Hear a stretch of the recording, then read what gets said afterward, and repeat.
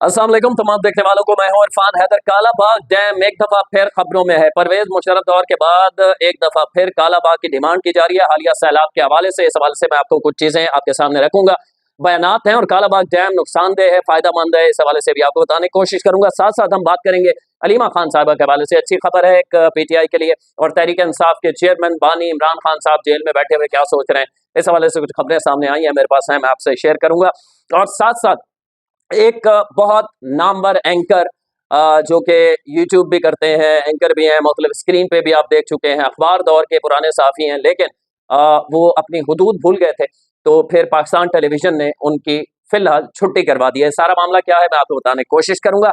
आज है जी, सबसे पहले अली अमीन गंडापुर ने, आज जब सैलाब के बाद ये तबाहकारियां चल रही हैं, तो उन्होंने गंडापुर ने जो कालाबाग डैम है उसकी हिमायत में बयान दे दिया। अली अमीन गंडापुर ने कहा कि कालाबाग डैम ना बनाना मुल्क और नस्लों के साथ ज्यादती है।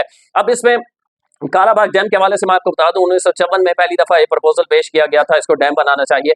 और कालाबाग डैम, चूंकि मैं यहाँ 3-4 दफा जा चुका हूँ, इसके किनारे पे मछली वाला बड़ा अच्छा है, वहां हमने मछली खाई थी। मियाँ वाली के अंदर ये मौजूद है। नवाब ऑफ कालाबाग की मुनासबत से इसे कालाबाग डैम कहा जाता है। इस डैम के हवाले से इसलिए ये फायदेमंद था, और इसे इसलिए हुकूमत हर दौर की बनाना चाहती थी, क्योंकि ये डैम इस लोकेशन पे है कि सिर्फ एक तरफ आपको दीवार बनाना होगी, यानी 30% आपको काम करना होगा, बाकी 70% पहाड़ों से ये इलाका ढका हुआ है, तो ऑलरेडी डैम की शक्ल में मौजूद है, जिसकी वजह से यहाँ पानी जखीरा करना बहुत आसान है। लेकिन मसला ये है कि इस पे पाकिस्तान पीपल्स पार्टी का हमेशा मौक़िफ़ है कि अगर वहां आप पानी रोकेंगे तो दरिया सिंध का वो पानी है, और वो पानी जो है वो सिंध में नहीं आएगा, जिसकी वजह से सिंध का काश्तकार जो है वो रुल जाएगा। और कौम परस्त जमातें भी यही सोचती हैं। केपीके के अंदर एएनपी हमेशा कालाबाग के खिलाफ रही है, क्योंकि वो समझती है कि अगर, चूंकि मियाँ वाली और जो डेरा इस्माइल खान है उसमें चंद किलोमीटर का फासला है, 20-22 किलोमीटर का।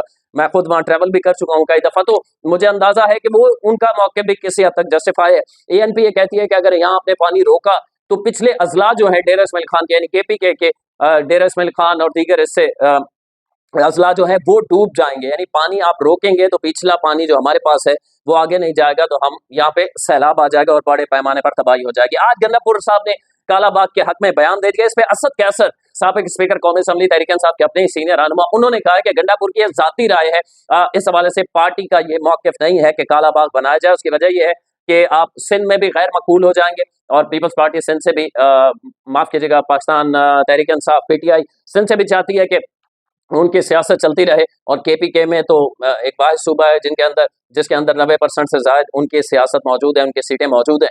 तो वो ये कहते हैं कि केपीके के बहुत सारे लोग ये समझते हैं कि डैम नहीं बनना चाहिए, तो ये तरदीद करना पड़ी और कहा गया कि गंडापुर की जाती राय है। अच्छा, इसमें अज़मा बुखारी जो इस वक्त पंजाब हुकूमत के वज़ीर इत्तलात हैं, वो इत्तेफाक कर रही हैं गंडापुर साहब से।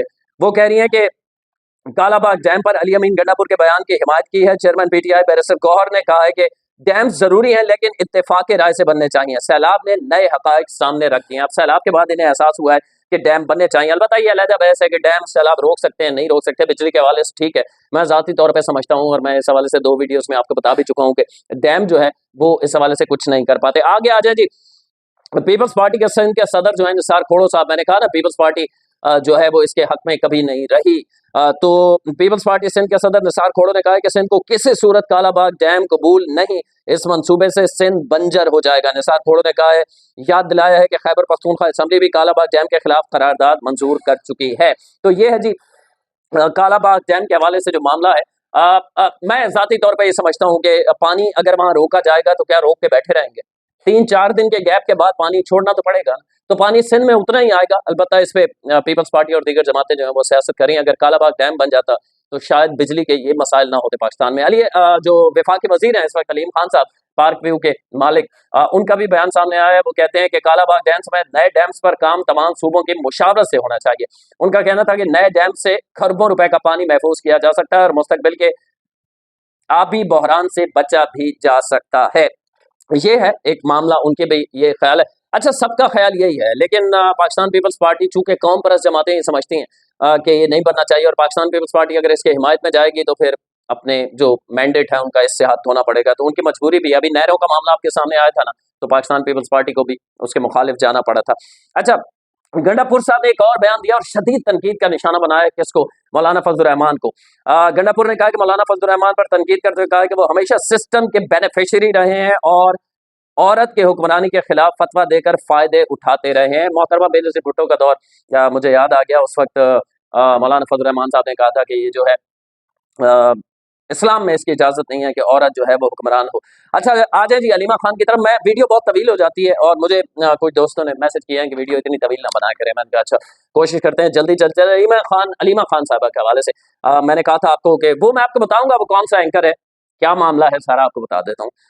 अलीमा खान साहब के हवाले खान साहिबा के हवाले से अच्छी खबर है कि रावलपिंडी की इंसदाद दहशतगर्दी अदालत ने 26 नवंबर के एहतजाज के केस में बानी पीटीआई की बहन अलीमा खान की अबूरी जमानत में 10 सितंबर तक मजीद तौसी कर दी है। तो ये तहरीक इंसाफ वाले कहते हैं कि अदालतें कंप्रोमाइज हैं और जज जो हैं इनके अपने बैठे में, लेकिन जब अपने हक में फैसला आता है तो फिर उसे कबूल भी करते हैं, बड़ा खुश भी होते हैं। देखें इंसाफ हो गया।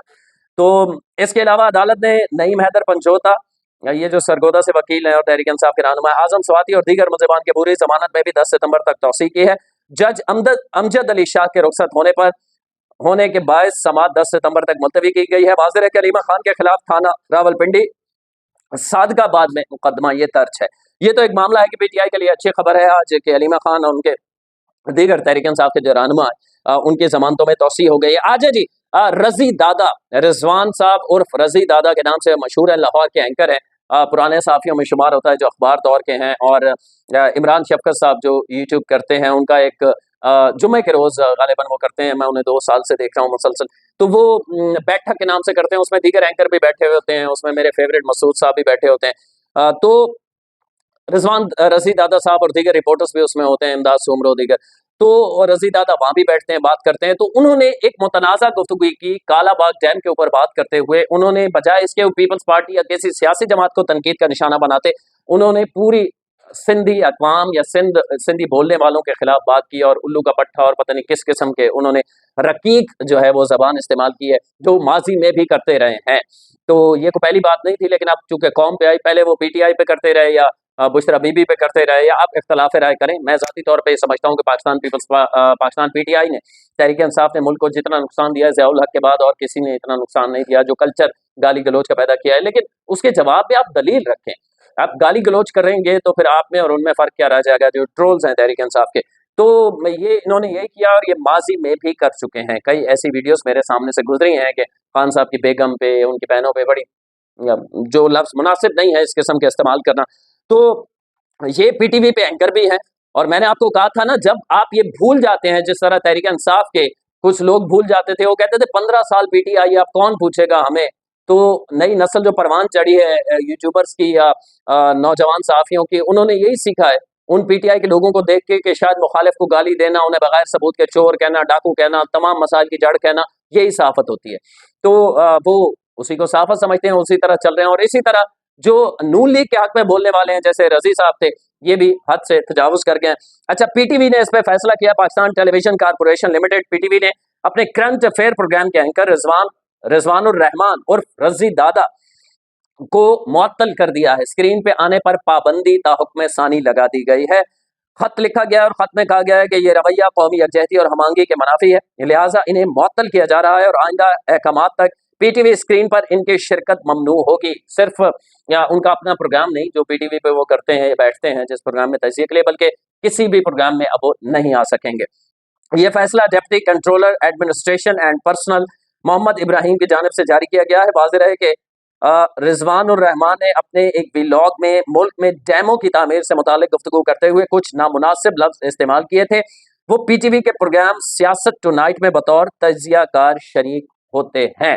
तो साफ़ी जो होता है ना, उसकी कुछ हुदूद होती हैं और दुनिया के हर जो पेशा है, जो भी है, उसकी कुछ हुदूद हैं।